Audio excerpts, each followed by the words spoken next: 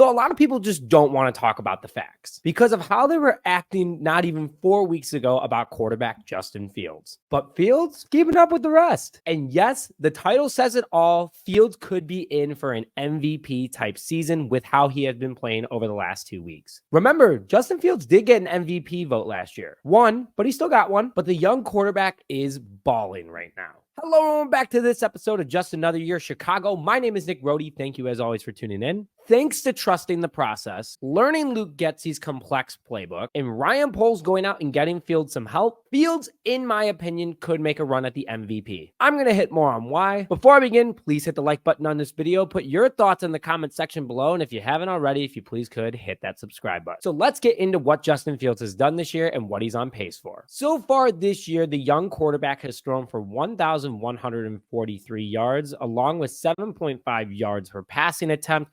153 passing attempts, 94 passing completions, a 61.8 passing completion percentage, 11 touchdown passes, 5 interceptions, 191 rushing yards, and 1 rushing touchdown. So those are pretty respectful stats through 5 games, but let's look at what he's done the last 2 games. He has 617 passing yards, 9.7 yards per throw, 64 passing attempts, 43 completions, which is a 62% completion percentage, 8 passing touchdowns, 1 interception, and 82 rushing yards. That is amazing over a 2-game span for a quarterback that really struggled at the beginning of the season, and what a way to flip it, especially against a pretty respectful and tough Washington Commanders defense last week. So based off the average that he has so far through 5 games, Fields is going to end the season with 3,886 passing yards, 7.5 yards per throw, 517 passing attempts, 320 completions, a 62%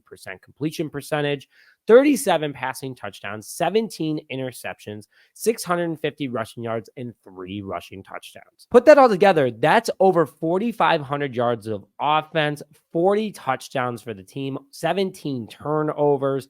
Insanely impressive from last year to this year. What a big jump for the quarterback. But that's based off his average. Just for fun, let's make a few stats based on his recent last 2 games with what he had already done in the first 3 games. If Fields played like he has the last 2 games the rest of the season, he's on track, and yes, I did this math, he is on track for 4,319 passing yards, 9.2 yards per attempt, 62% completion percentage, 63 passing touchdowns, 13 interceptions, and 800 rushing yards. Will he throw for 63 touchdowns? Probably not. One can dream, but he will break 4,000 yards passing and could have 5,000 yards total of the offense with 40 plus touchdowns, arguably. That is MVP stats right there. And what made him take this big jump? He has really worked with Luke Getzey. He wants to make this thing work. He's a coach's player, absolute definition of it. And he trusts the process in Getzey's teaching and how he's going to make Justin Fields a better player. He has also taken the leadership role of everyone on the offense and making everyone believers in him and this team. You could tell guys are more confident as weeks go on. I mean, look at DJ Moore last week against the Washington Commanders alone, but they're believing in Fields, they're believing in the offense, they're believing in the playbook and the coaches. His offseason work was also absolutely insane. Consistently working with teammates and Luke Getzey.